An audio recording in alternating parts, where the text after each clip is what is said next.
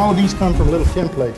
Buy these in a craft store, and you can lay it on there and roll it around, and you can see just how perfect your ball is. And if you see any spaces in there, you know it's not round. This is the one that does the most work. This one does more work than anything else that I have. This one tells me how round it is. Now, as I get started here, all I'm going to do is I'm going to be rounding this piece, and I'm going to run about 1800 to start with.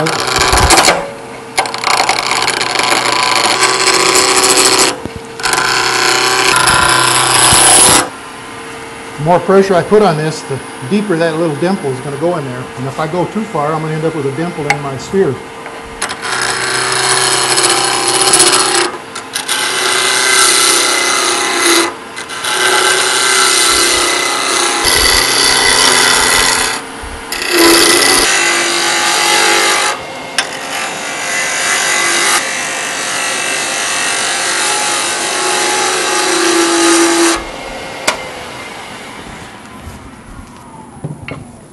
Now I've got this piece round, I just want to take a look at the color in it. The color goes all the way through it, and it's got a bark inclusion over here, so that's going to be part of the finish.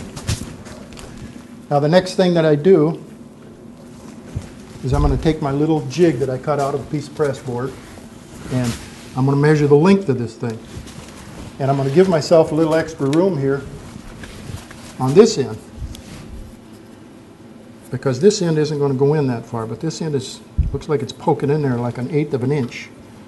So I'm going to cut this end off right here and right here.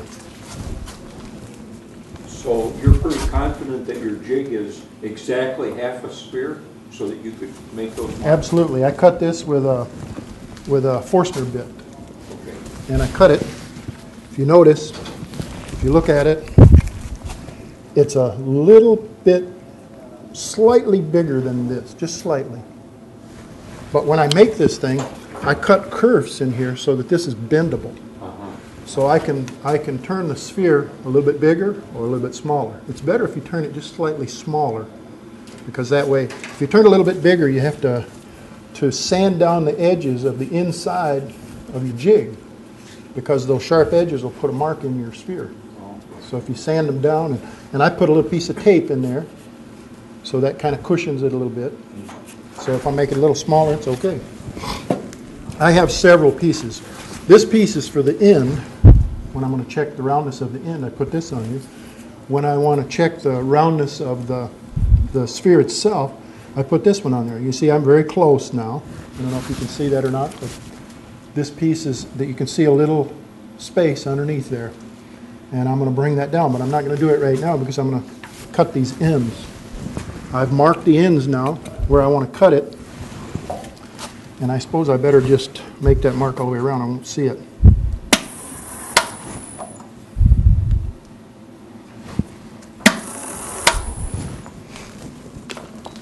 And you can do that. You can cut those ends with a parting tool or a bidan, if you know what a bidan is. Just like a giant parting tool. And all this is a scraper. So you can see the angle on that's not very much. It's just a slight angle.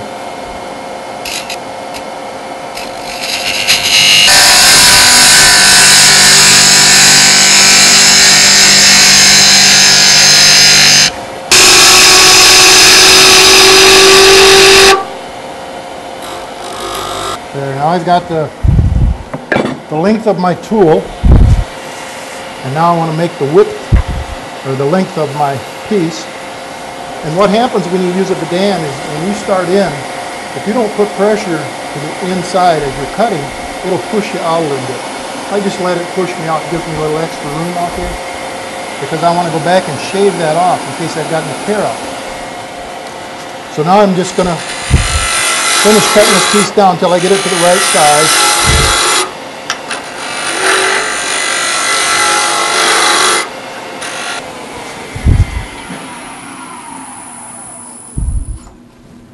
Perfect.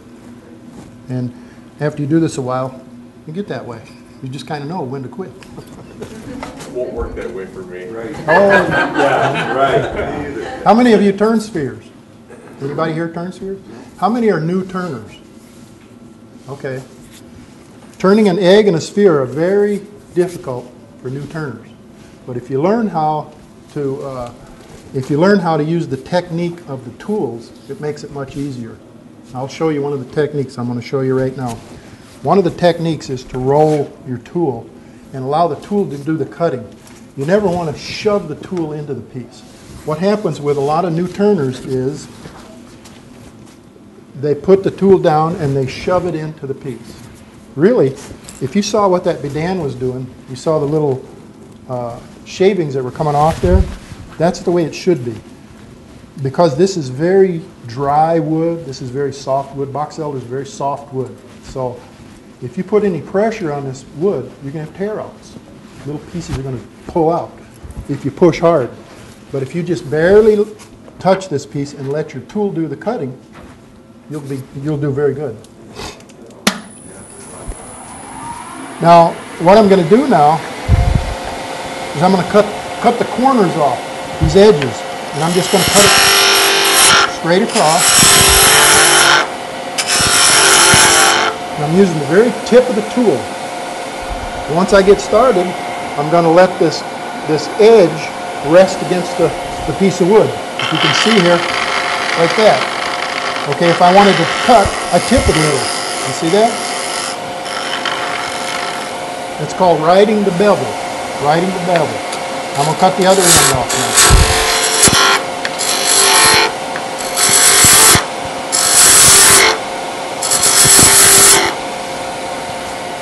That's about as much as you need. Now remember, this piece is just about the size of my jig. So what I'm going to do is I'm going to start about quarter of the way down and I'm going to start rolling it around. You watch the handle of my tool as I roll around.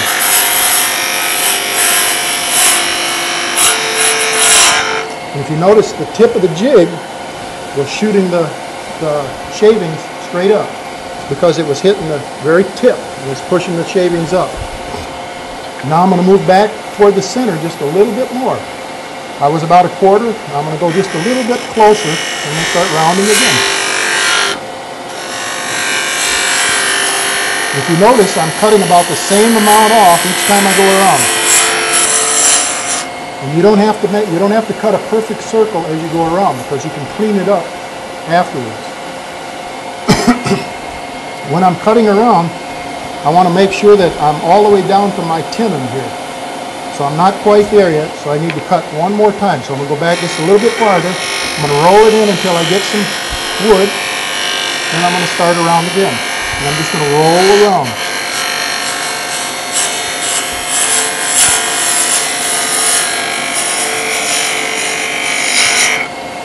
And because I'm getting older now, I don't roll so perfectly. So what happens is I end up with little facets in here. So you always end up with little facets. That's okay. Let the facets be there. It's okay.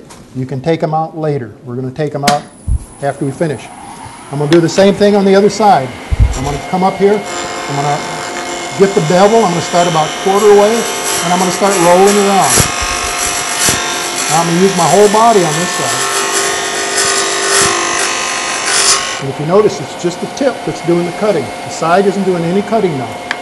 I'll move back a little farther. Go a little.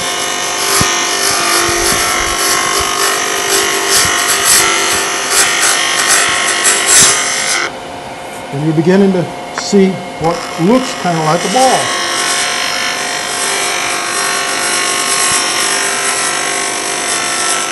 I'm cutting about the same amount off as I go each time.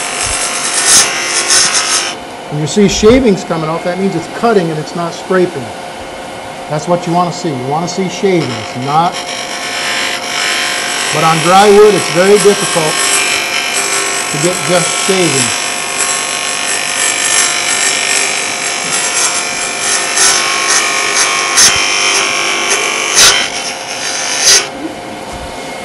Now, if you look at this, you can see that there's facets all the way around. See, there's a flat spot in the middle. You see that flat spot? Okay. I didn't want to go all the way to the center, so I left some area there. Now what you do with that area is you blend it in. You just blend that in. And I'll show you how to do that. This time I'm going to use the long, sharp edge here. And I'm going to use it like a shear scraper or a shear cutter. A shear scraper would come in at an angle like this, like a 45-degree angle, and you just walk it around. And what that does is takes out all the little facets, and it helps you round your piece. You can watch as I use this sharp edge. I'm not going to use the bevel this time. I'm going to roll it over so that sharp edge is laying up against there. So I'm going to come around here, and I'm just going to walk it around. And you can see I'm just barely touching it. Just barely touching it. I'm letting the tool do the cutting and not me. I don't want me to be the one doing that cutting. I want that tool to do the cutting. Do the same thing on the opposite side. And walk this around very slowly.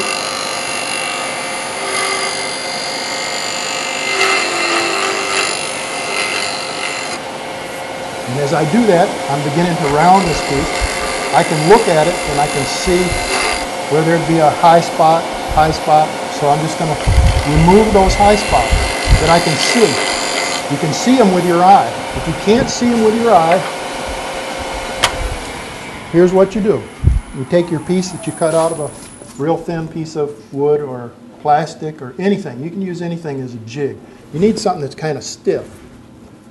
And here's what I do. I'm going to lay it on there. Okay, I see that I've got, it's just perfect this way. But watch what happens when I turn it. I can't turn it. You see that? When I come over here, look what happens. See, I've got space in there. Can you see that space? Okay, we've got to remove that space by cutting it. If we scrape it off, it's going to tear out. So we've got to use the tip of that tool again and walk it around. And the same, you're going to do the same thing. Now that I've got it kind of rounded and I can see kind of the shape, I'm going to go on both ends and I'm going to take a little bit off. Just start kind of in the middle, roll my tool around until that tip is just catching, and I'm going to walk it around.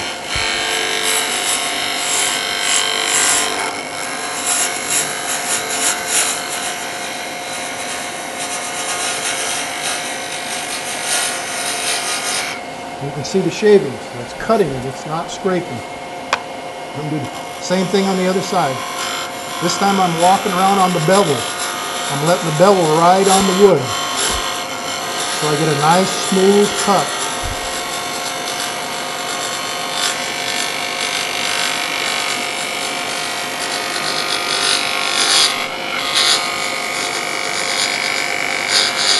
Notice how nice and slow I went. Most new turners try to cut faster than the speed of the machine. If you're getting a lot of chips and they're just flying all over, you're going too fast. Slow down. You saw how slow I was going. You don't have to go any faster than that. You get a nice cut. So now I'm going to look. How did I do? I put it in the middle and I'm okay. Put it, oh boy, look at that. How did that happen? So that only took 2 cuts to get it to there. So I'm going to swing it around and see if there's any high spots. I don't see any high spots there. You can do the same thing with something like this. And I use this once in a while. If I've got one that's really bad, I'm looking at this and I'm holding it up so I can see the white part of my tool rest over here, my tool rest bottom there. And as I roll it up, I can see a little bit of space in there. There's just a tiny little bit of space. So I've got a high spot right in there. And I know it's there. So I could either sand it out, because that's the high spot. This part turns faster than that part. So if I hold my sandpaper there, I could get rid of it with sandpaper. But I can also get rid of it with my tool. I can come around here and just walk it around a little. After you turn a few of these, you'll be able to see all of the high spots on this thing. It's amazing how well you can see them.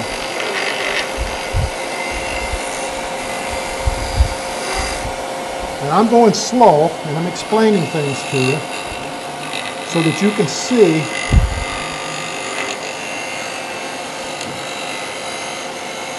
how I do it. I'm going to take my piece again. I want to see if I got rid of that high spot. As I get older, I can't see very good too. So I'm going to hold that up there again, and I'm going to see if I can see any space in there.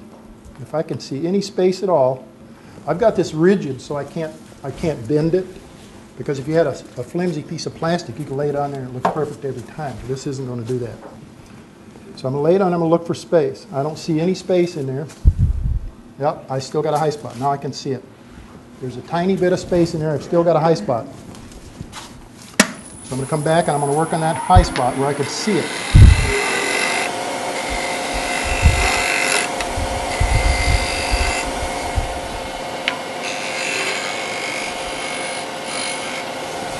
Another thing to remember,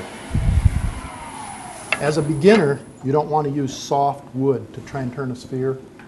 Use harder wood because the softer wood tears out more easily. This has some bark inclusions in it, so it's going to have some little void spots. Here's a place over here where there's a void spot, and you're not going to be able to get that out because that was part of the wood. Now this fellow that gave me the wood, that looks pretty good. It looks pretty good all the way around. See? It slides perfectly and there's no space in there. I suppose I can look again to see if I have that high spot gone. I think I felt it leave. I can just barely see through there, so I'm going to get rid of that just when I sand. Now, you guys won't mind if I finish this, will you? I mean, it's going to, I use lacquer with acetone, so it'll be a little bit of flash off. I normally don't finish things when I'm doing a demo, but this guy wanted me to finish this, so you don't mind if I, well, I'm not going to be able to because I didn't plan on it, so I didn't bring my sandpaper, so I'm not going to finish it. Whoops. I'm just going to go to the next step. I didn't bring sandpaper because I normally wouldn't finish because, you know, you get dust in here and people breathe the dust. And I'm not wearing a mask, and I don't wear a mask because I have to talk. Now you can see what I have. I've got a nipple on each end, and I've got this piece round. If I was going to sand it, I would get rid of these little facets in the middle here. There's tiny little facets in the middle, and that would get rid of that just quickly. And I start with 120 grit to get rid of that. If you do cutting, you've almost got a perfect finished edge already. All you have to do is put a little oil or lacquer on that, let it dry, and you can buff it out to as shiny as you want it. Now the next thing that I need to do is put on a chuck. This lathe was built with a vacuum attachment on the end, so I imagine that's what this is for. This one I have marked. If you notice 1, 2, 3, 4, it's because wood sometimes moves a little bit on you, and if you mark where your jaws are, then I put it in the same way every time. I put the jaws, or where the number 1 is, matches my number 1. Sometimes I'll make a little mark down on that tenon just so I get it in the same spot. I always mark mine between the 1 and the 4. You can do it any way you want, but that's the way I do mine. Now I'm going to turn this on and see how centered it is. It looks pretty good.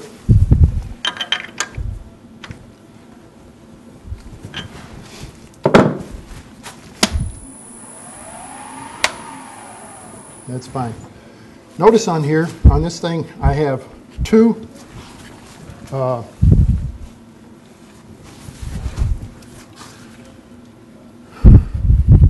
these jigs. What are they called?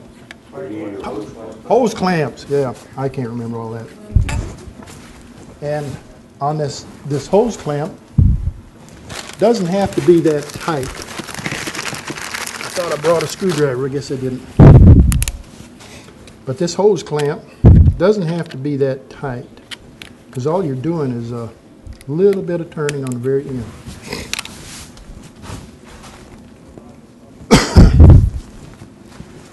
I'm going to put the bottom part in first because that's the shortest. This thing is, I cut this thing so that it's a little over, it's about 2.5 inches deep till I get to the wood. If you made a longer tenon, you could drill a hole in your wood so that it would fit there as big as your tenon. And you know, you can cut these things down a little bit. They can be a little bit smaller than that. I just left them this size to show you how easy it is to get rid of them. I'm going to put this in here now and just get it started. I'm going to bring that tailstock up, and the tailstock is actually what's going to center it. I'm going to pull it in, and I'm going to pull it out until that hole is in the tailstock. Now I'm going to tighten this up a little bit.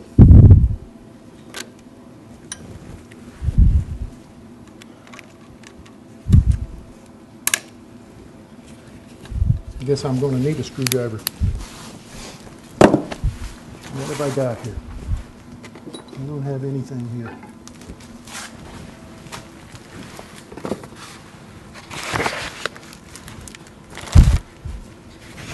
I'll tell you what, I'll use this. There's always a way.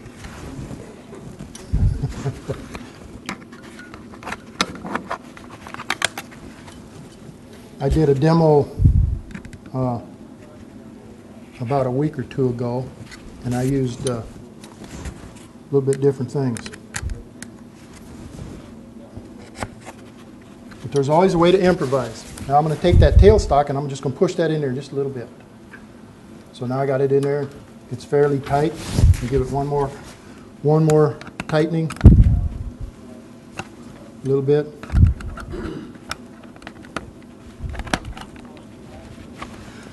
That's probably good enough.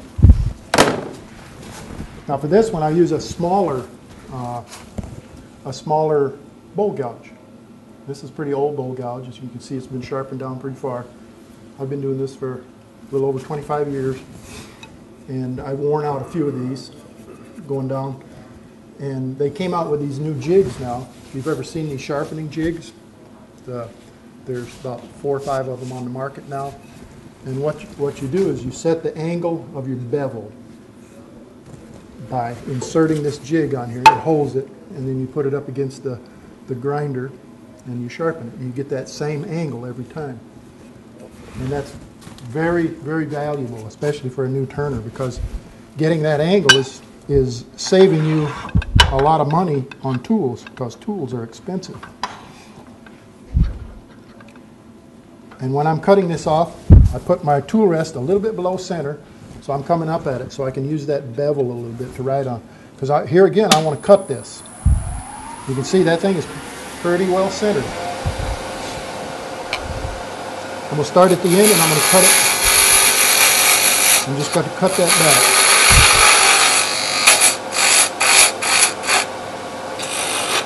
I'm going to cut that tip off, move my tailstock out. Normally when I would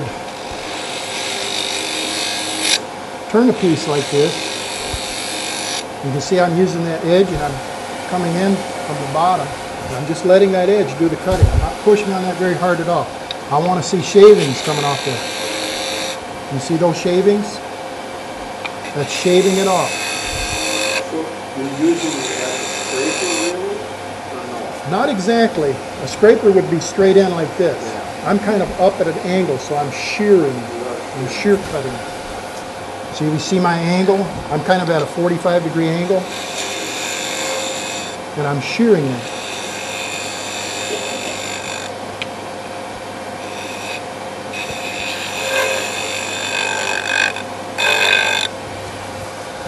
And you want to blend it in to the other.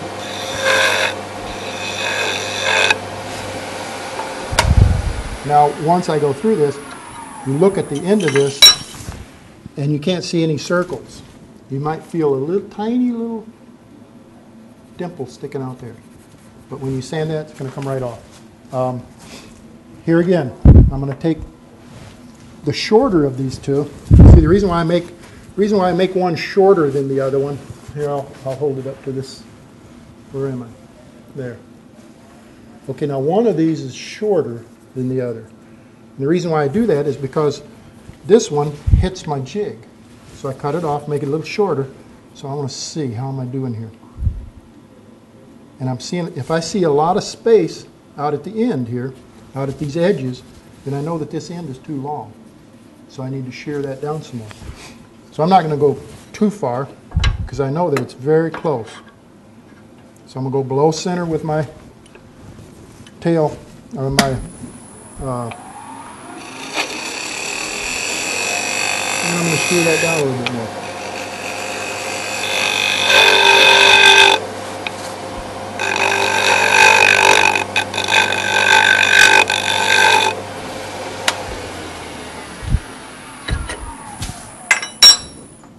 I'm going to check it out. That's quite a bit better. Okay, now I'm finished with that end. Now that I'm going to take my screwdriver, and I'm going to loosen it up.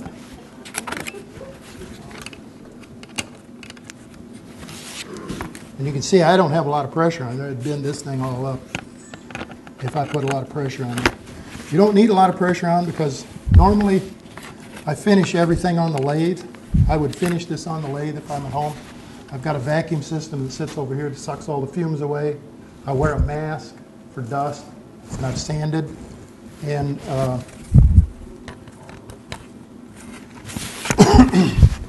and now I've loosened that up.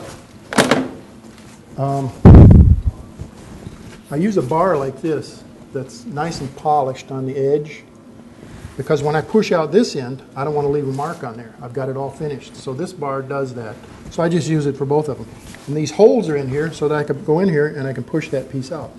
I can see I've got finished on that end. Now I'm going to put it in the other end, do exactly the same thing on the other side. I'm going to bring my tailstock up here.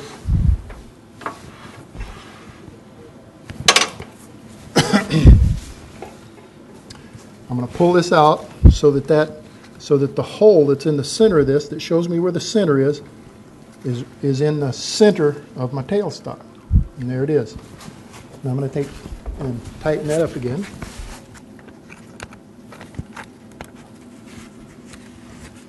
Dick Singh, in one of his books, I believe he has either a diagram or he tells you how to make this jig, but it's very simple to make. All it is a PVC pipe. And mine, I only put 4 holes in it. Some people put 8 and cut 8 slits in it.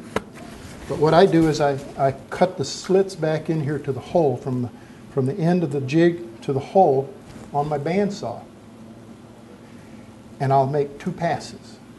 So I make this kerf in here a little bit wider. That way it can be pulled down a little bit. So you can make a little bit smaller sphere if you want. Spheres are a lot of fun because I do things to spheres. And I'll show you that next. You probably saw some of my spheres where I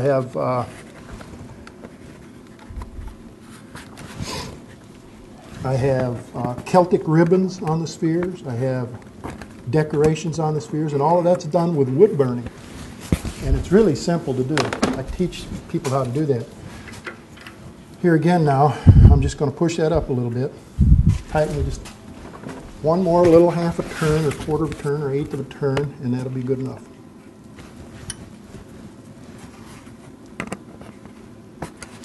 Good enough.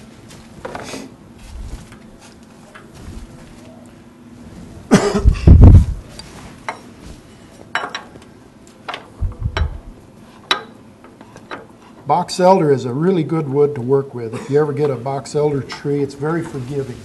You can turn just about anything out of a box elder tree. It turns real well and it finishes real well.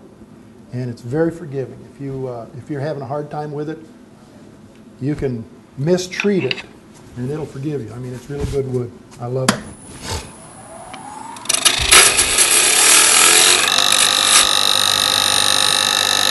Make sure your tool rest isn't too close to the jig. You see, I'm not trying to go faster when this thing is turning. I'm letting the tool do the cutting. I can move up there a little closer. And you can see I'm getting shavings out there, so I know I'm cutting.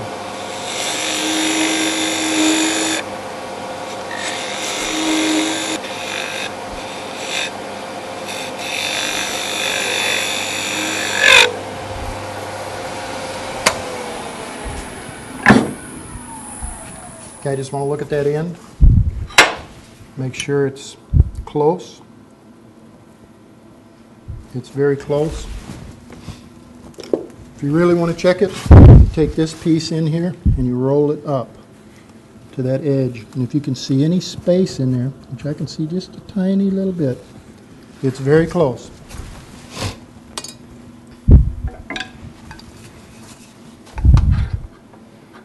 And if you know anything about spheres, there's no such thing as a perfect sphere.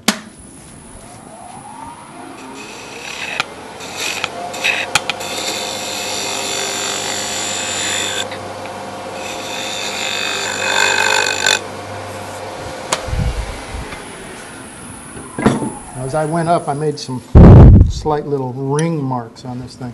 It's because I'm not going to sand it, because it really does make a mess sanding. I use a lot of different kinds of wood. I like thorn apple. Thorn apple is an invasive species.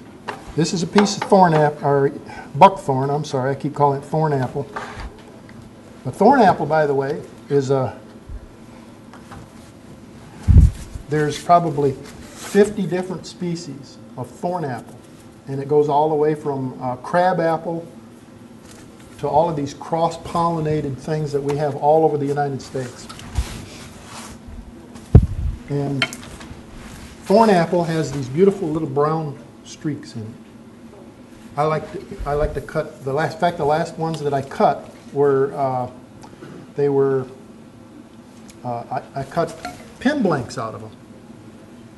And the little brown flecks in there are just awesome. It is beautiful. I don't do very many pins, but I give a lot of that stuff away. We did a... You have a big truck? Yes, I do. Okay. Got a big truck and a big trailer. Great.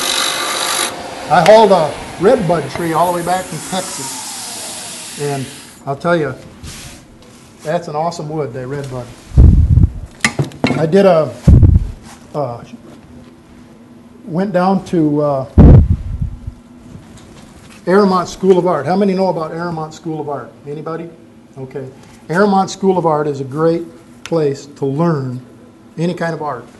Some of the greatest artists in the world come there to teach. And I've been there several times, and I've learned from people like John Jordan and Clay Foster, Betty Scarpina. Betty right now is writing for the AAW. I don't know if you knew that or not. She does a lot of the authoring of that. Several others. Stoney Lamar. There's been a lot of great teachers there. Ellsworth teaches there. You name it. Just about everybody that's anybody teaches there. And I've learned a lot through that. And I would suggest anybody that would like to learn a lot more to go there. It's very inexpensive. And they got the best food in the South. They put you up, they feed you 3 meals a day, and you can turn 12 hours a day if you want. And with teaching. Where is it? It's in Gatlinburg, Tennessee, right in downtown Gatlinburg. And I think that probably between $700 and $900 for the week. For the week. The whole week. They feed you everything. They treat you like kings there. And they have these old grandmas that come in to make all their special meals. Boy, I just love it.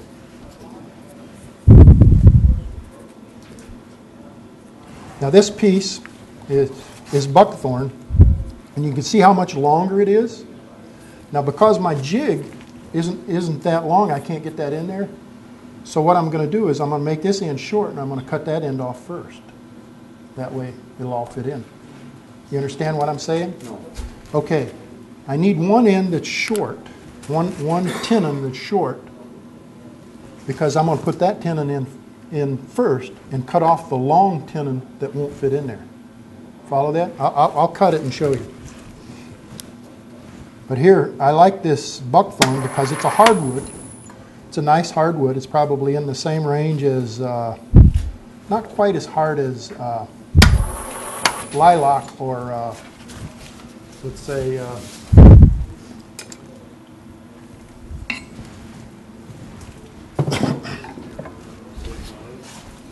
not that hard. Osage orange is pretty hard. Dogwood. Some of these green dogwoods that we have growing up here, it's about that same hardness. So here I am going to cut that tenon again.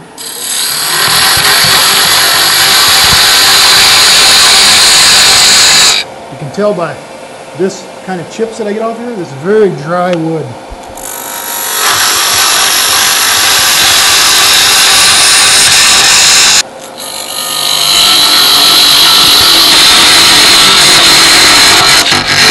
hear that funny noise that I'm making there? It's because of vibration. So I'm getting down here. On this end it vibrates, on this end it doesn't. Here again, the same thing that I did before. I'm going to create the outside diameter first. So I'm just going to use my bowl gouge and I'm going to shear cut it. Just run it across here a couple times.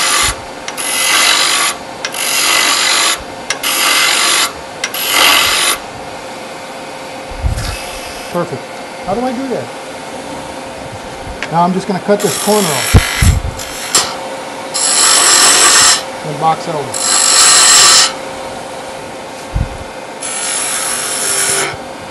Okay, now I'm going to start about a little more than a quarter way. Here again, just watch this tool roll around. I'm going to cut about that same amount off as I go around. Now because this wood is so dry, I'm not getting shavings, and I'm using the very tip. This tells me how dry this wood is.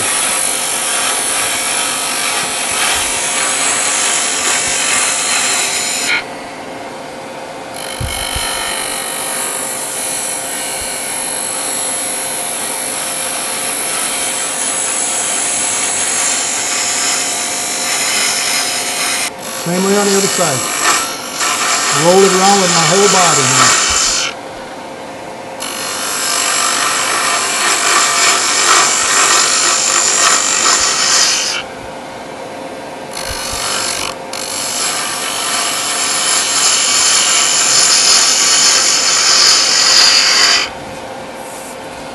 You'd think that I'd get real good at this and I wouldn't have to go back and turn the ends off. I've never gotten that good. Now Dick Singh and Alan Lacer, somebody like that, could come in here with a skew and turn this thing perfectly. Do it in 5 minutes and be done.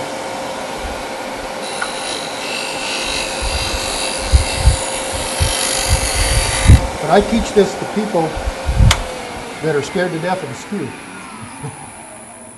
There's a lot of professional turners that never use a skew. Never. There's other professionals that's all they use. Alan Lacer is probably the #1 skew man in the world. And you see David Ellsworth, he uses skew. But for the general turner, the everyday kind of guy that just makes things because it's fun, and they give it away. They're not trying to sell everything. They don't use a skew because they get catches and it scares them. That's why I teach with just a bowl gouge, because a bowl gouge does fine. Okay, now I'm going to check my piece again, and I'm going to see if the same thing happened again. Oh boy, that's perfect. Let's see over here. Oh shoot, there it is again. See, every time. When I go down with that bidan, and I do it on purpose, I let it push me out a little bit to leave that over here. And the reason, because this is end grain and this is end grain, so I want to shave that end grain down so that it doesn't tear out. So that's what I'm going to do. That's why at the end I'm going to take very fine cuts. So I'm not going to take real big cuts, I'm just take fine cuts.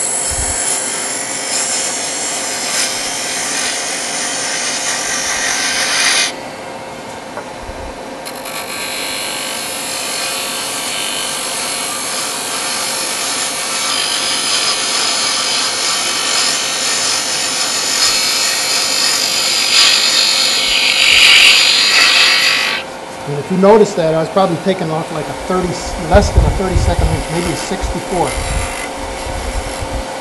But if you multiply that from end to end, that's a 32nd. 264, 64th here and 64th here means 32nd is taken off. So you can take off quite a bit in a hurry.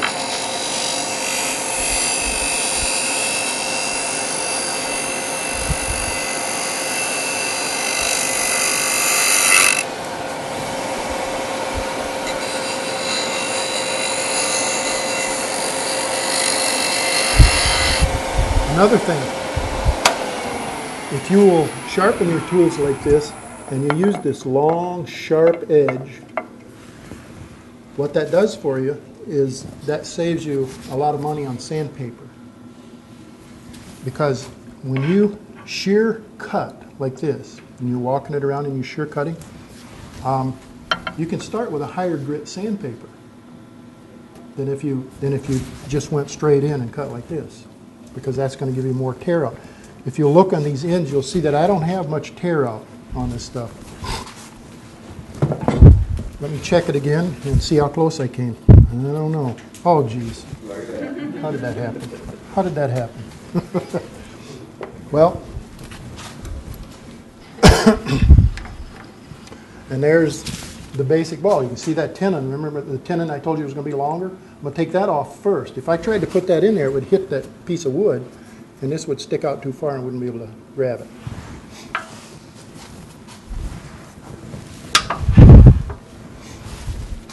I save all kinds of wood when I'm turning a big bowl. I cut this, I've got this big square like this, and I want a bowl that's in there. Well, I cut these corners off. Those corners are my spears and eggs. That's what I make them out of.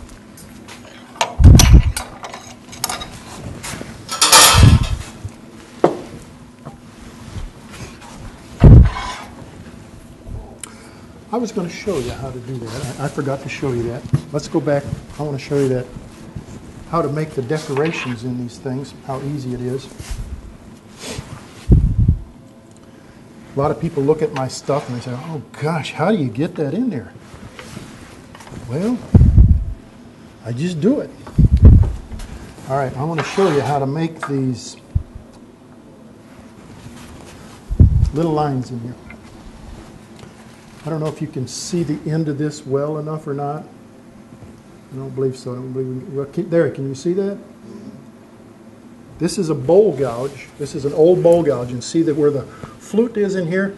It's so old that I can't sharpen it on my jig anymore because it goes back here and it kind of turns this way. So when it gets that far, I turn it around backwards and I sharpen it up this way on this side. And that leaves me two sharp points up here that are perfectly spaced. And then I shave it off this way so that they're nice and pointed. Now, if you've seen any of these things, let's see, oh, Dick Singh bought one of them. That's what happened. Well, here, let me pass this around. And you can see those little lines in there? That was done with this little thing. Let me show you how that works. I'm just going to create a couple of lines in here just to show you how it works.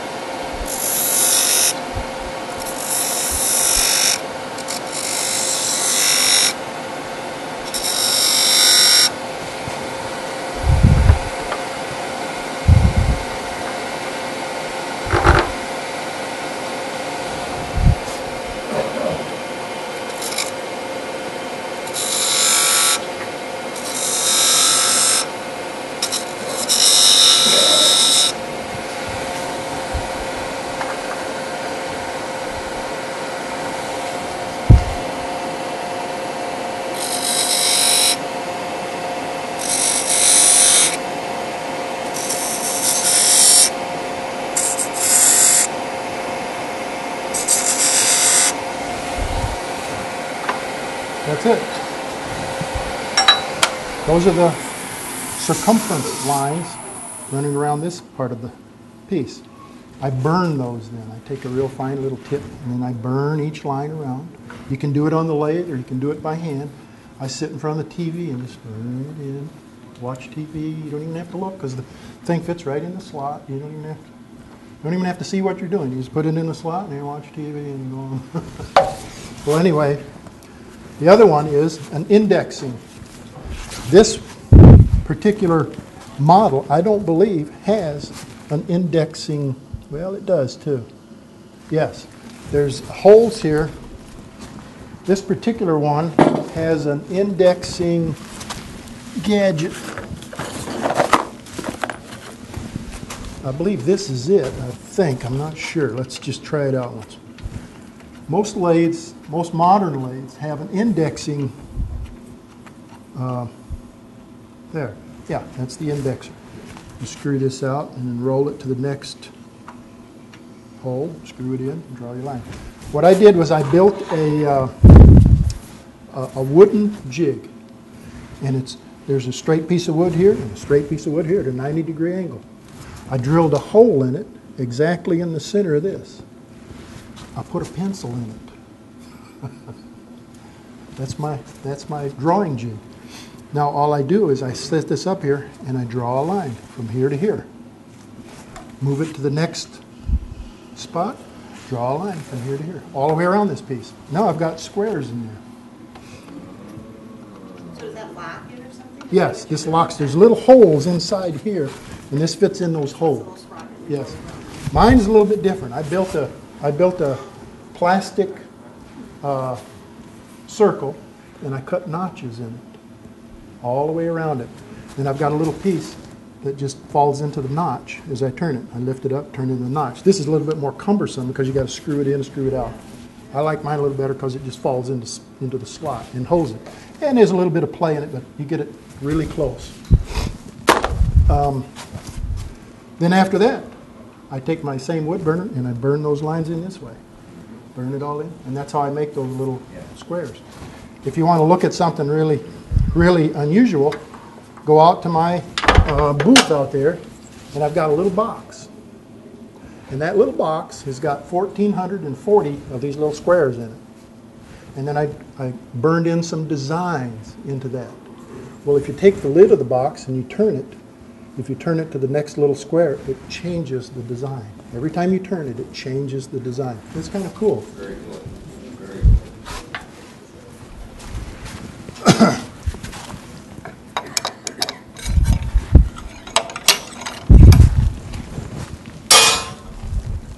And a lot of those things are just an anomaly. I mean, it's not meant to sell a lot of them. I mean, I make those things because they're fun, and I give them away. And as a conversation piece, somebody will buy them and put them on their table, and people pick them up and play with them. And they say, "What in the world?" You know. And then after a while, they pull the top on them. What comes apart? You know. But you can't even see where the lines are. You can't tell where the center is. Same thing again. Same thing again. I pull it out so that the center is in there again. Tighten it up. Come on, screwdriver.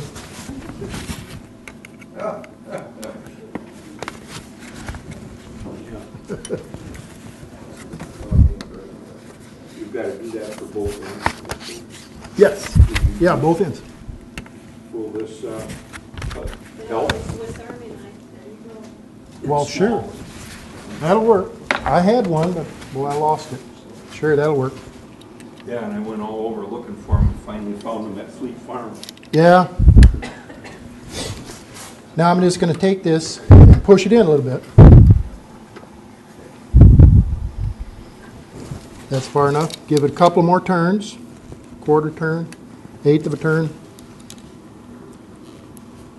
It doesn't really need to be tight because this is plastic. And see where I have this, the hose clamps? It'll curve up this way. So you're not putting a lot of pressure on it. And it's rounded in there, and I've got a piece of tape inside on those edges, and I've sanded those edges down so that it's not going to make a mark on there, hopefully. Okay, I'm going to tighten this up.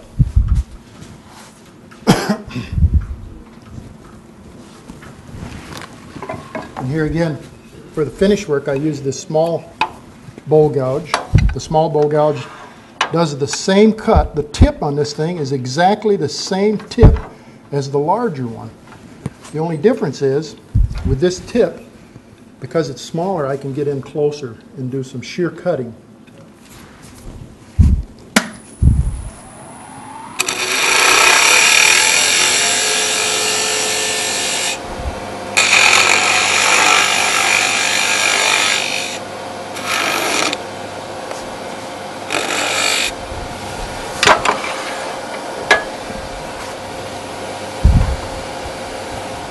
Now I'm just going to shear that off on the end.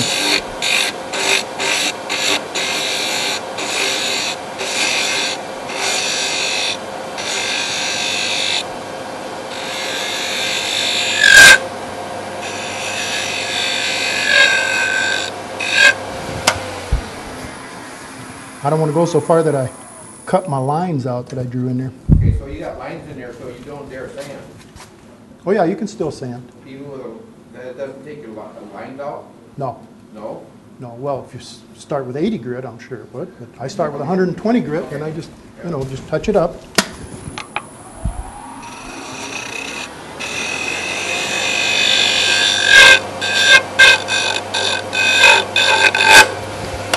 And I'm getting a little vibration there, and the reason why is because it's pushing my tool away. When you get on the end grain has a tendency to cause you to jump. So you need a heavier tool. So you just go back here and just do shear scraping with this, and it should get rid of it.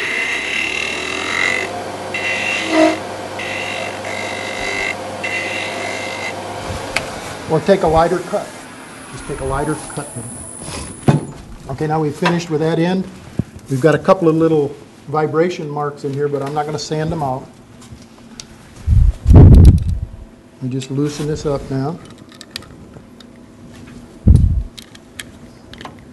If you were going to sand, would you do the wood burning before you sand? Or- No, do the sanding first, do the wood burning later.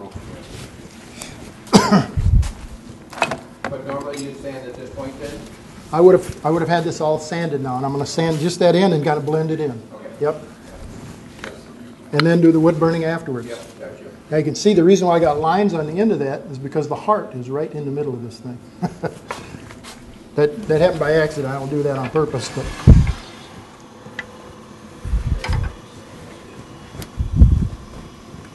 pull it out till you're in the center. Tighten it up a little.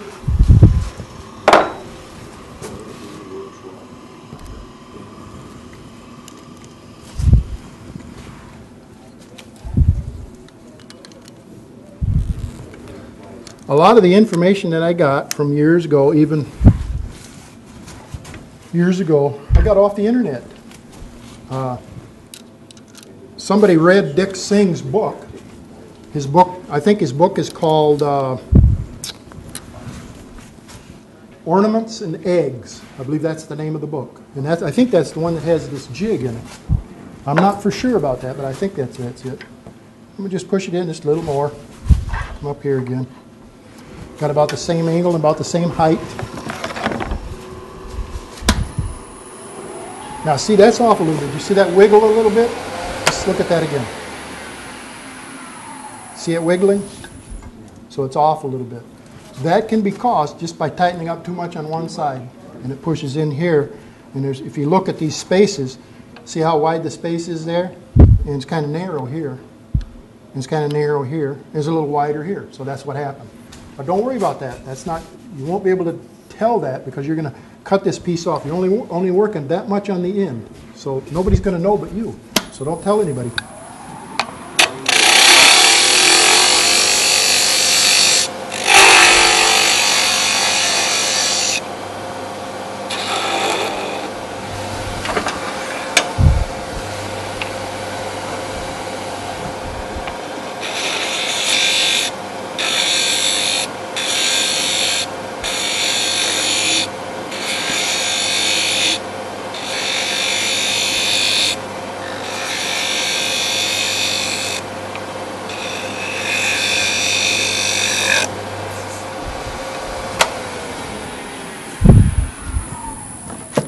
Now, I'm not going to try and make this thing perfect.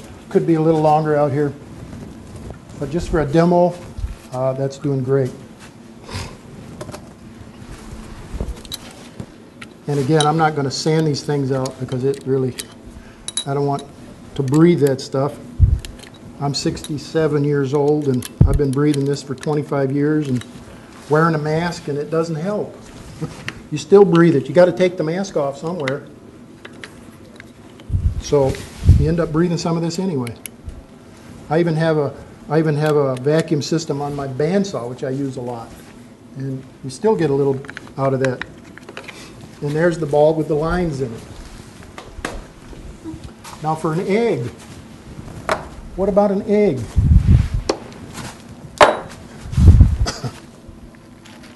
Can you find different batches of affect you differently? Oh, absolutely. What's Yeah. your worst? The worst, black walnut. Yeah. Black walnut of the local woods is the worst. But you can also, there's other things that'll really bother you a lot. If you get your wood from somebody and it's free, years ago I got apple. I bought an apple orchard that was dead. And the guy let me go out and cut all the apple trees down and have them. I think I paid him $150 and I probably got 30 apple trees or something like that. And gave most of it away. I spalted some of it. I did a lot of things with this apple. But there was a problem with it. There was poison ivy growing around these apple trees.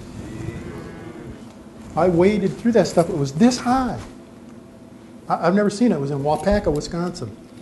And the poison ivy was this high on the ground. You had to, I was pushing it down with my feet like this to make a trail because I didn't want to get it all over me. Well, I ended up with a lot of pieces of wood that had the poison ivy oil on the bark of the wood. So I had to wear a mask and a cover for my face, gloves, everything, because that's terrible stuff. So you got to be careful. I don't know, somebody gave me an apple. I don't know That who did. was out of my, I was carrying apples in this morning. Well, thank you. And